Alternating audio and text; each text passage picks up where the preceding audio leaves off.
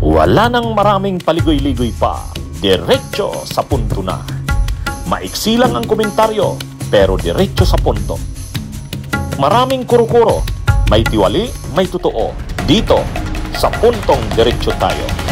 Punto, diretso. Ang pinakahuling argumento na sinabi ni Adolf Ascona dito sa post niya, no? Ang isa pang sinabi niya diyan, itong tungkol sa paggawa ng rules. Ibig sabihin, ang impeachment, kung nakalagay kasi sa Constitution, ang impeachment, yung mga provisions kasi ng Constitution sa impeachment, masyadong general yan. Kailangan ng specific rules, yung detalyado na mag-i-implement ng constitutional provisions. Kasi very general ang nakalagay sa Constitution. So, paano mo yan gagawing specific, detalyado? Ang may kapangyarihang gumawa niyan ay ang Kongreso. Kasi nasa kanila ang power of impeachment eh.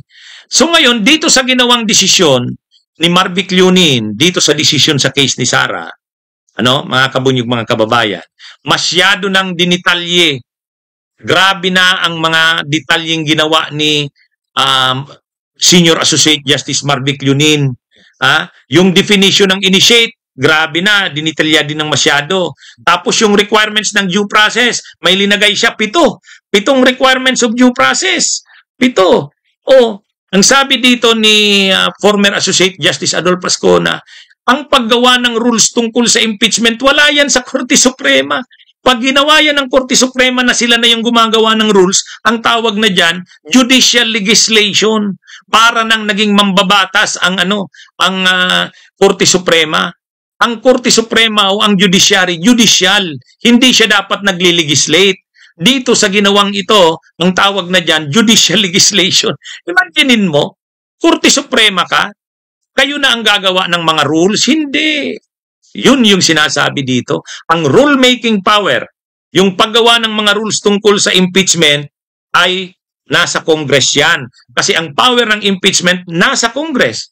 At nakalagay din sa Constitution na dapat ang Kongreso ay magbalangkas ng mga rules regarding impeachment. Kung nangyari, sa desisyon ni Senior Associate Justice Adolfo Ascona, siya na yung gumawa ng rules. Wala yun sa power ng Supreme Court. Wala yun sa power ng Supreme Court. Ang power ng Supreme Court, judicial review, mag-interpret. Hindi gumawa ng mga rules. Ang ginawa ni Senior Associate Justice Marvic Leonin, ang dami ng rules na linagay. Detalyado ng masyado. Rules. Mayroon siyang requirements ng due process 1, 2, 3, 4, 5, 6, 7. Nakuha nyo? Ito, basahin natin Basahin natin para mas maintindihan natin. Note 2. Ayan. Note 2 that the rulemaking power given to Congress in Article 11, Section 3, Subsection 8 of the present Constitution states the purpose of implementing rules to effectively carry out the purpose of this section. The new rules of the Supreme Court in its decision, yung decision ngayon sa case ni Sara, unless reconsidered, would add a plethora of requirements ranging from prior notice and hearing to attaching the evidence to requiring proof that the representatives read and understood the charges in the supporting evidence. All this will effectively render it almost impossible to carry out the intended accountability procedure. Diba? Kasi dun sa desisyon na sinulat ni Senior Associate Justice Marvic Leonin dito sa case ni Sara na impeachment, ang daming linagay. Ang daming mga rules, requirements tungkol sa notice and hearing. Kailangan daw i-attach ang mga ebidensya pag nagpapirma sa bawat kongresista. Kailangan daw may proof na ang mga representatives na pupirma ay nabasa, naunawaan yung mga charges, nakita at naunawaan ang mga supporting evidence. Masyadong detalyado na yung rules na yan. Hindi na yan trabaho ng Korte Suprema. Sabi ni former Associate Justice Adolfo Ascona, all this will effectively render it almost impossible to carry out the intended accountability procedure. Magiging imposible na. Ang hirap na ng impeachment. Ang hirap na ng pagpapanagot ng mga opisyal ng bayan. Dati na nga mahirap, lalo pang pinahirap. Furthermore, if allowed to stand, it will, to my mind, effectively amend and, God forbid, derail the Constitution, which even the Supreme Court has no power to do. Oh, yan. Nakuha nyo yung sinabi niya? Sabi niya, kapag hindi na bago ang desisyon na yan, hindi rin i-consider, sabi niya, it will, to my mind, effectively amend. Aamendahan ito.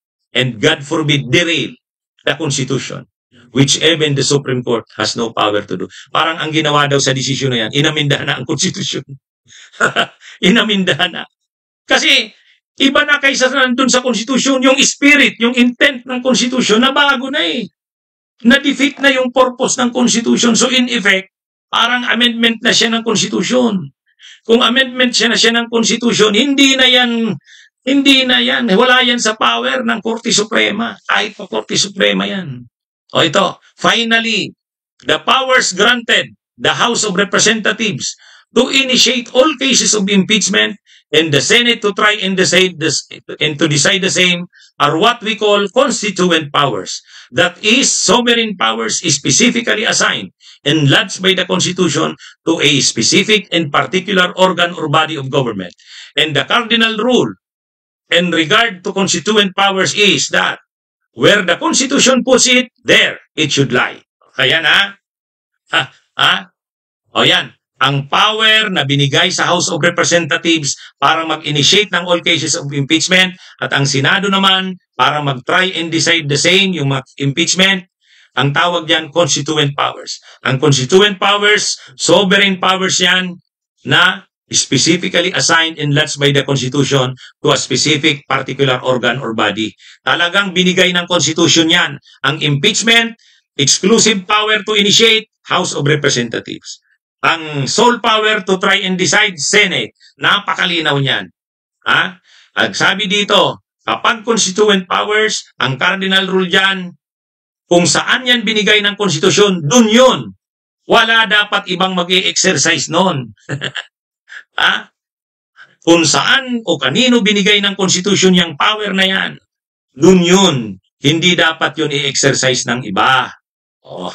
Ang linaw ito na. Tapos na.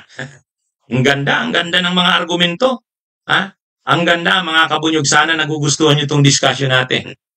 The Supreme Court cannot be the one to craft the rules to enforce Article 11 of the Constitution. Hindi pwede na ang Supreme Court mismo sa pamamagitan ng desisyon na sinulat ni Marvick Lunin, the Supreme Court cannot be the one to craft the rules to enforce Article 11. Why?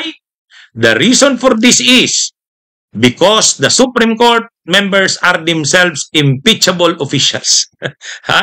Impeachable officials and Supreme Court justices. Bakit sila ang gagawa ng rules? They cannot be the ones to define the rules for their own possible impeachment. This would go against the very heart of due process. At ano yon? No one can be the judge in one's own case. Nemo debet judex in sua causa. No one can be the judge in one's own case. Yan. Ang Congress, ang House of Representatives, saka ang Senate, hindi yan impeachable officials. Pwede silang matanggal kahit hindi sa pamamagitan ng impeachment. Pero ang Supreme Court Justices ay matatanggal lamang sa pamamagitan ng impeachment.